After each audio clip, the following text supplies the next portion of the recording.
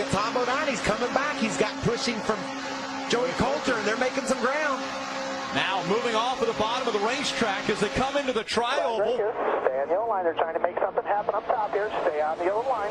Jason White, and around they go. That will bring the caution out as Joey Coulter goes flying into the catch pit just past the start-finish line, and that will mean John King will win at Daytona. The caution came out just as the pack made it past the start-finish line. Maybe the least experienced driver we had in the field. John, pass them. John, pass them. Slowly, gently pass them. Pass them, pass them, pass them, pass them, pass them. There you go. There you go. Slow it down now. Slow it. John King wins his first ever Camping World Truck Series race in just his 8th start. Coming out of turn 4, Kevin Harvick sees the white flag, takes the white flag, a half a mile to go at Martinsville. Clean so far on this last lap. Harvick down the backstretch. Ty Dillon, 10 truck lengths behind him. Coming through 3 and 4, the dominant truck, a record breaker. Kevin Harvick leads 248 laps in this win. What a dominant performance by that RCR team there, Kevin Harvick. As the final lap happens at the Rock, the first time the Camping World Truck Series have ever been to this historic racetrack. And it's Kasey Kahne who has been dominant since the halfway point. Nelson Piquet Jr., after a valiant effort to start the race, battling back, trying to get into the top 5. It won't happen. Out of turn number 4, Kasey Kahne will win at the Rock. Way to go. Good job, Mike. Here comes Nelson Piquet. Can he get around Todd Dillon? He's going to make it. Roughed him up a little bit, but grabbed that spot on the last lap. This time by. Coming out of turn number 4. That white flag that you talked about, Phil, in the air. James Buescher 1 lap away from his first Camping World Truck Series win. Such a huge lead right now. Really not a whole bunch of lap traffic in front of him. 5-second lead over Timothy Peters. James Buescher, 4 times before, has finished second in the Camping World Truck Series. Coming out of turn number 4, looking at his first win. Buescher is going to win at Kansas. Awesome job, guys. This truck's incredible. You guys deserve that one for sure. Lofton wants to get to the line. He take that white flag. The gap when they get there, 0.3 of a second. Can he make it up in 1 lap? It would be a huge increase for Keselowski if he's able to reel in Lofton. He's going to go to the high side when they get to 4. He likes it up there, and Justin's been running low. Where will Justin go? Fuel also an issue. Will he have enough to make it all the way? Justin Lofton has the lead, coming through 3 and 4. Coming out of turn number 4, Lofton, Keselowski, and Lofton is going to win at Charlotte. Lofton gets his first win in the Truck Series. Yeah, the rain is starting to pick up a little bit here, guys, but I wanted to add on what Michael was talking about.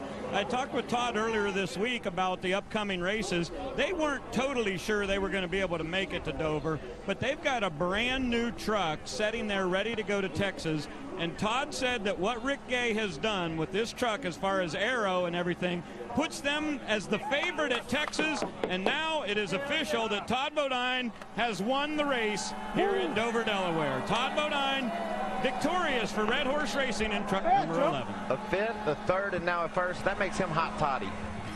Yes, it does. He likes odd numbers. And another win after going winless last year in the Camping World Truck Series. Win number 22 for Todd Bodine. This one happens on a rain-shortened race at Dover International Speedway, and he's working diligently to get the helmet off, get the seat belts unstrapped so he can climb out and celebrate this win. All right. Good job, bud. Working their way through 3 and 4. Battle for second continues as they work for that second spot. White flag goes in the air. Johnny Sauter 1 lap away from a win in 2012. I think Matt Crafton moving up to take Joey Coulter's line is what's allowed him to probably finish this race in second. Trying to hold off that 22 if he's got a late charge. This is when he's going to have to show it. Down the backstretch they go. Here comes Coulter. He looks to the inside. The 88 continues to block. Down to the bottom of the track. Can Coulter get by him for second? While they're side by side, Johnny Sauter will win at Texas. Battle for second goes to Crafton. Crafton gets second in front of Coulter. By inches. What a great battle. Here's another side-by-side battle. Buescher trying to get by Pocono. Way to come back. Coming through 3 and 4. Out in front of this field, it's the 31 of James Buescher. He'll see the white flag one more time around for the 31. Matt Crafton all over the back of Ty Dillon. He's got about 3/4 of a lap to try to get it done. Keselowski to the bottom of the racetrack, holding on to second. The battle for third. Ty Dillon just in front of the 88 of Matt Crafton. Keselowski holding on to second. Now here comes the 3 of Ty Dillon. A hard charge by the 88. The battle for third is on, working through 3 and 4 as they battle for position. It's going to be the 31. James Buescher winning at Kentucky. You know, if Ron Hornaday did spin those tires, Timothy Peters still beat him to the start-finish line. The leader's supposed to be the guy that gets there first, so I'm glad there isn't a call there because Timmy gets a good start. Ron spins his tires a little bit. It was a really close battle to the start-finish line. I'm glad NASCAR said we're not going to get involved in that. Yeah, I think the officials will look at that, and then when they see Ron Hornaday spins his tires, and they say, okay, no call. Final lap. The 17 of Timothy Peters coming in. He was your points leader, looking to extend that points lead as he rockets down the backstretch and into turns 3 and 4, looking for his 4th career win. Timothy Peters coming out of turn number 4. He'll win in Iowa. Nice job tonight, everybody. Thank you very much. That's the way, boys. Yes, sir. Man, that's the way to do it, boys. Woo! This time by, the white flag will fly. Who will be in front when they cross the stripe? How about Buescher has the advantage. The lead with the white flag in the air. Side by side at the stripe. Peters had the advantage. White flag in the air. This is it. Final lap. They're battling door to door as they go through 1 and 2. You think Timothy Peters is thinking about the big picture right now? He wants to win this race. He drives up in front of Brendan Gaughan. Brendan to the bottom trying to grab that spot. Now second. It's Brendan Gaughan taking it away from the 17 of Timothy Peters. Does he have any room to get up to the 31? James Buescher, after changing a carburetor, coming through the triangle. James Buescher will win at Chicago. Hornaday sideways on the front straightaway. White flag comes out now for Joey Coulter. If Joey can just make it back around unscathed, he's got him one. James Buescher, 9/10 of a second behind. There's RC. There's your boss, your teammate leading the race. Good feeling, huh? Hey, listen, when they're winning, he's happy, so I sure hope he wins. He's easier to deal with, and he's happy. Richard Childress of RCR Racing, and he is hopefully going to be happy as they make their way down the Long Pond straightaway into the tunnel turn. Joey Coulter has one more turn to negotiate here in Pocono. Ty Dillon has made his way by Kligerman to move up another spot. Well, he's holding his breath right now, just making sure he doesn't make a mistake, make sure he doesn't do anything silly, hoping nothing breaks on the truck. That's a long last lap. Phil, you talked about the experience. He's run here in the ARCA race before. Damn, bud, you brought but me to this tears time, right here. I told you could do it. It's to victory lane. Joey Coulter wins it at Pocono. The top 5 right now all have pitted on lap 57 or 58. They're on the same strategy.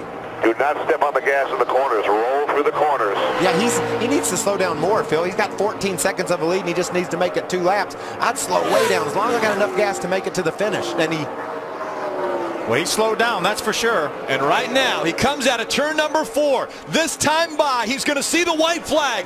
One more time around Michigan International Speedway. 2 miles. Does he have enough fuel?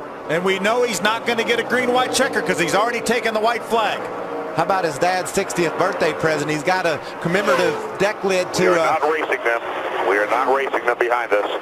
A commemorative paint job on the truck for his dad, and he's trying to limp home to win this race. Nelson Piquet Jr. racing down the backstretch, was looking for a win in the Camping World Truck Series. His first win in NASCAR came in the K&N Pro Series. Then he moved over and got a win in the Nationwide Series. Can he make it a trifecta in 2012? Coming out of turn number 4. Does he have enough fuel to make it in front of Jason White? Coming to the checkered flag. It's Nelson Piquet Jr. winning at Michigan. Brad Keselowski to the bottom of the track. I think that baby's out of gas. Brad Keselowski. So is Ty Dillon. Ty Dillon also has problems. Green flag back in the air. Timothy Peters to the start-finish line just in front of his teammate. Now the move on the outside. Ross Chastain in the 8. Flying up on the outside, takes third away.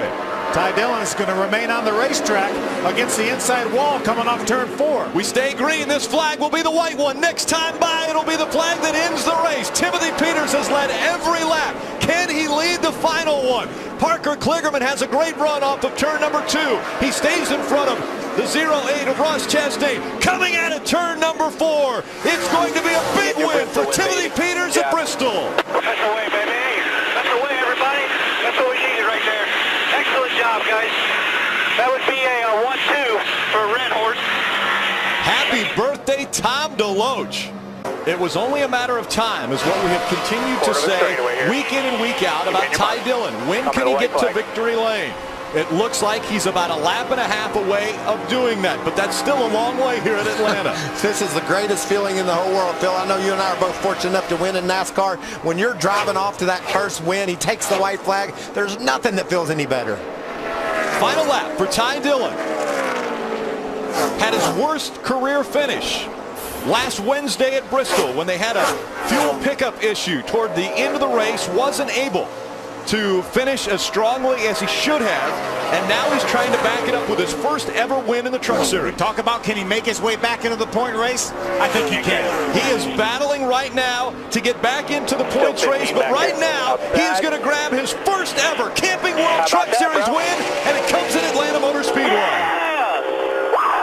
We did it! Way to go, baby! Way to go, Marcus. You're the man! Great job, Todd Dillon. Great job, bud. Thank you, Lord. Thank you. He was on our side tonight, boys. White flag in the air. One more time around Iowa Speedway. We know we're going to finish this thing. The next flag's going to do it. Ty Dillon doing all he can there up high. Dillon working down the backstretch. Does he have enough time? Can he get the momentum as they go through 3 and 4? That's what that high side does, Rick. It builds momentum. He's going to make a run at him. Coming through turn 4 into the front stretch. The 29 of Ryan Blaney will win the race at Iowa. Coming out of turn number 4, this time by, Buescher sees the white flag fly. 1.5 miles of Kentucky to go. There's a battle for third. Ty Dillon has a little bit of breathing room right now over Joey Coulter. Coulter's been trying to peek to the outside of Dillon. Now he just settles in behind Ty. We talk about how good the 11 of Todd Bodine has been on mile-and-a-half racetracks. Well, in 2012, the one who has been dominant on mile-and-a-halfs is the 31 of Buescher. Buescher is going to win at Kentucky. Do that again next week. Thank you. That sounds good. Let's do that again next week. White flag goes in the air. One more time around Las Vegas Motor Speedway. Crafton has a 2-truck length advantage over Nelson Piquet Jr. But now going into turn 1. Piquet Jr. charges down to the bottom of the racetrack, tries to slide in front of the 80, makes the pass as they come out of turn number 2. He did the slide job on him and it worked. What a move. Nelson Piquet Jr. out in front of the 88, going through 3 and 4. Can Crafton steal it back away from Piquet Jr.? It's not going to happen. Coming to the stripe, Nelson Piquet Jr. wins his second Truck Series win. Holy cow. Yeah. That was a win. Yes.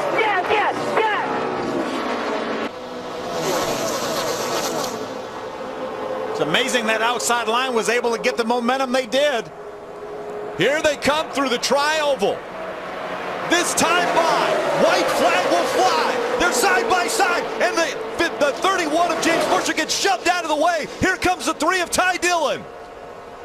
Ty's able to get back down to the white line. How about Ryan Blaney now battling for third? Here comes Ty Dillon, a little wiggle out of the 29. The next flag that flies is the one that will determine the winner of this race. Can't believe they made it through turn 2. Unbelievable, unbelievable. That 4 trucks, now they're wrecking. And now they're going to wreck behind them. Trucks sliding all over. Will the caution come out, though? No caution yet. No caution. They're still... And the caution comes out. Now the caution comes out. In front of the field is Parker Kligerman. Take your position. Parker Kligerman is going to win his first ever Camping World Truck Series race, and it's going to come at Talladega Superspeedway. Being in the right place when it got down towards the end of the race, Parker Kligerman was, with a lot of help from that 13 truck. We didn't have any idea that with 10 to go, the right place was going to be 21st position. That's the only thing we didn't have figured out, but we knew you could win from anywhere. This is the best damn team in sports right now. White flag goes in the air. One more time around for Hamlin. Nelson Piquet Jr. is taking second away from Joey Coulter. Scott Riggs jumps to the inside of Buescher to make a move. And here comes Timothy Peters. That'll be a 2-point swing if he's able to get around Buescher. One that Buescher had, one that Peters will get. 1 year ago, Denny Hamlin came into this race never winning in the Camping World Truck Series. Now he wins again at Martinsville. Going to put the 9 another lap down. Ron Hornaday going a lap down. White flag in the air. One more time around for Johnny Sauter. That's one way to try to put a bad season behind you. Get to victory lane late in it. He's going to want to come to Texas more, too. Sweeps down here. If he can just make it another half a lap. He's got a comfortable lead. Johnny Sauter looking to become just the 3rd driver ever to sweep at Texas. Brendan Gaughan did it twice. Ron Hornaday did it once. Johnny Sauter comes out of turn number 4. Checkered flag in the air. Sauter wins at Texas. Ryan Scott, when he comes around this time, if he sees the white flag and gets to it, next flag will determine the race winner. Joey Coulter's been able to get around Timothy Peters for the 3rd spot. Kyle Larson come back, reel in that 18. Not enough time, too much distance. Kyle Larson running second, a very impressive performance tonight. But in the end, Brian Scott coming through 3 and 4. Out of turn number 4, 2nd career win in the Truck Series. Brian Scott wins at Phoenix.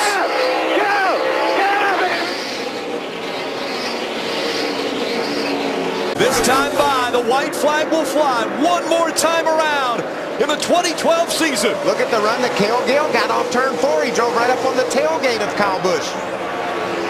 Kale Gale looks to the inside. Kyle Busch running the middle of the racetrack. Coming out of 2. Kale Gale goes to the inside. No contact made. Kale Gale has the advantage down the backstretch. Now here comes Kyle Busch once again. Into turn 3. Kyle Busch running the middle. Kale Gale the inside as they come out of turn number 4. Kale Gale with the advantage. Does the momentum carry Kyle Busch back to the start-finish line? They hit. They come across. Kale Gale wins. Kale Gale will win at Homestead. Whoa!